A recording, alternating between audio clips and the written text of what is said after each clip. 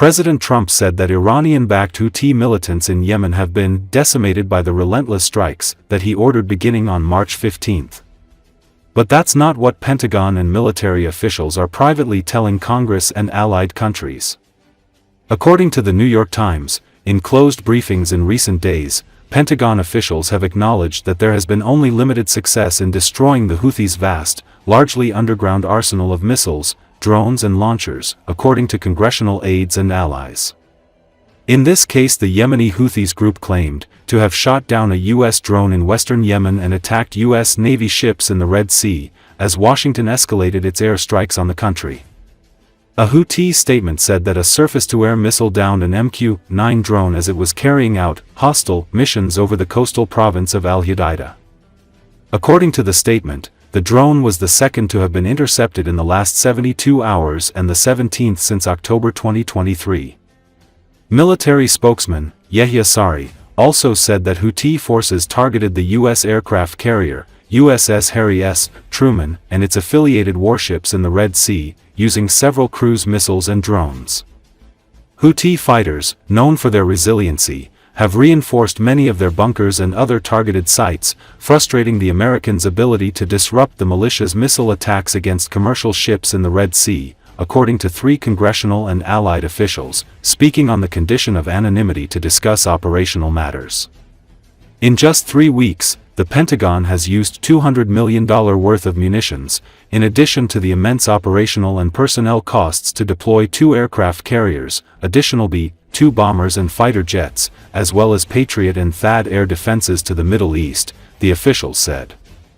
The total cost could be well over $1 billion by next week, and the Pentagon might soon need to request supplemental funds from Congress, one U.S. official said.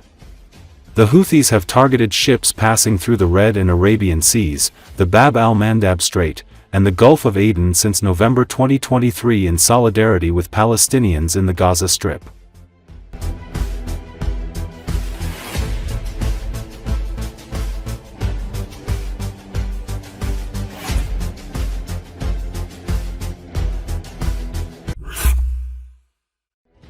The United States and Israel are planning to strike nuclear facilities in Iran in the coming weeks, the Daily Mail reports, citing senior politicians and military officials.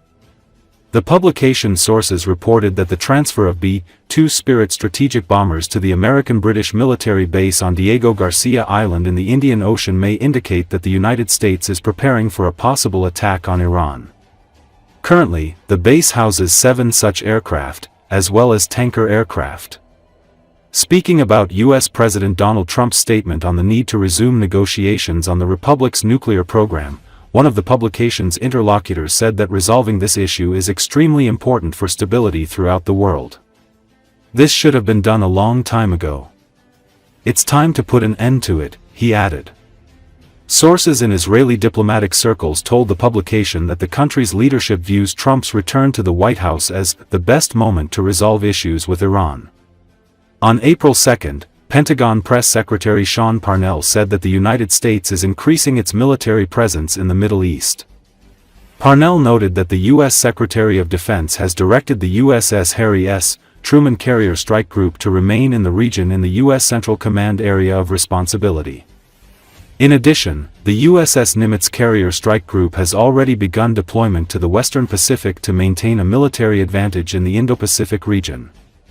On March 30, Trump said Iran would face military attack and secondary tariffs if it did not reach an agreement with the United States. He said Tehran and Washington were negotiating. In early March, the American president announced that he had sent a letter to the leadership of the Islamic Republic proposing negotiations over the nuclear program. The Axios portal wrote that the letter was tough. Trump proposed negotiations on a new nuclear deal and gave a 2-month deadline for them. According to the Daily Mail, the deadline will be at the end of May. On March 31, Iran's Supreme Leader Ali Khamenei said his country would give a crushing response to atrocities and provocations by the United States and Israel. Iranian Foreign Minister Abbas Araghchi noted that Tehran does not intend to renew the nuclear deal in the form in which it was concluded in the past. Our nuclear situation has improved significantly, and we cannot return to the previous conditions, he said.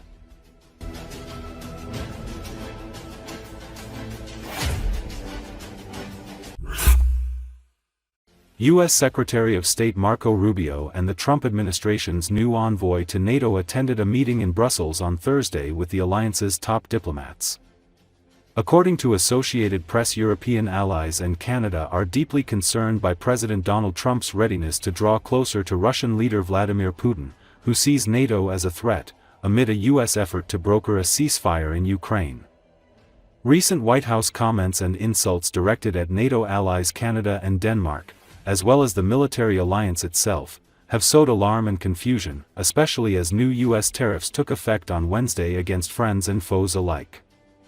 Since Defense Secretary Pete Hegseth warned last month that U.S. security priorities lie elsewhere, in Asia and on its own borders, the Europeans have waited to learn how big a military drawdown in Europe could be and how fast it may happen. In Europe and Canada, governments are working on burden-shifting plans to take over more of the load, while trying to ensure that no security vacuum is created if U.S. troops and equipment are withdrawn from the continent. These allies are keen to hear from Rubio what the Trump administration's intentions are and hope to secure some kind of roadmap that lays out what will happen next and when, so they can synchronize planning and use European forces to plug any gaps.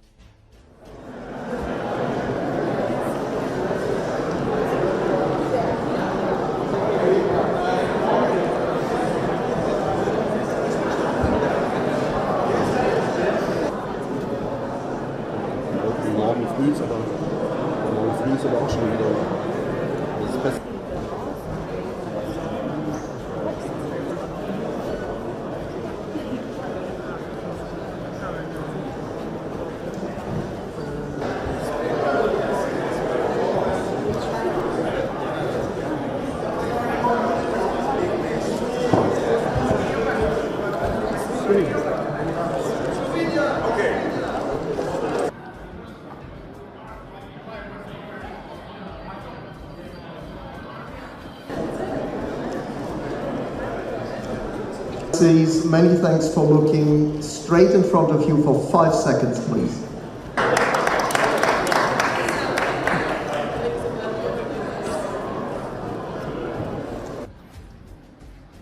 Excellencies, many thanks for looking straight in front of you for 5 seconds, please.